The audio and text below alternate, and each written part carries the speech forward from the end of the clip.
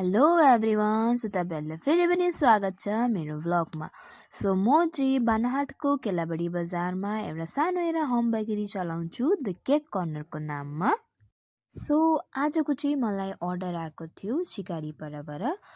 मेरो एउटा कलिग्सले मलाई दिनुभएको थियो। सो म चाहिँ सन्डेको दिन थियो। सो बिहान उठेर मैले क्रिम रेडी गरेँ, त्यहाँबाट बेस बनाएँ अनि त्यहाँबाट उसको फ्लेभर थियो चक्लेटको। सो त्यही लागि मैले चक्लेटको क्रस पनि बनाएँ। त्यसपछि मेरो बहिनीले मलाई चिया बनाएर दिए अनि मैले फटाफट चिया खाएर चाहिँ बनाउन थालेँ।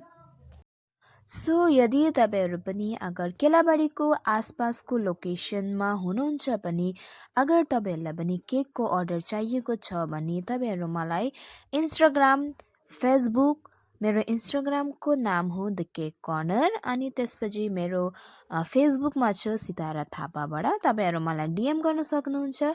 सो यो थियो मेरो स्टुडेन्ट्सहरू मेरो केक बनाउनु देखेर उनीहरू पनि कुदेर आउँछ कि म्यामले केक बनाउँदैछ भनेर। सो त्यही लागि मैले पनि उनीहरूलाई सानो एउटा क्लिपमा लिएँ। सो आजको अर्डर चाहिँ एउटा लभवाला थियो। सो त्यसमा चाहिँ यो एउटा स्टिकर थियो कस्टमाइज, मलाई कस्टमरले दिएको।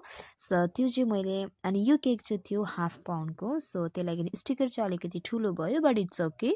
सो यो थियो मेरो आजको केकको फाइनल लुक। सो मलाई त क्युट लाग्यो, तपाईँहरूलाई कस्तो लाग्यो भनिदिनुहोस्। सो इफ तपाईँहरूलाई मेरो भिडियो मनपर्छ भने तपाईँहरू सेयर गर्न सक्नुहुन्छ एन्ड कमेन्ट डाउन।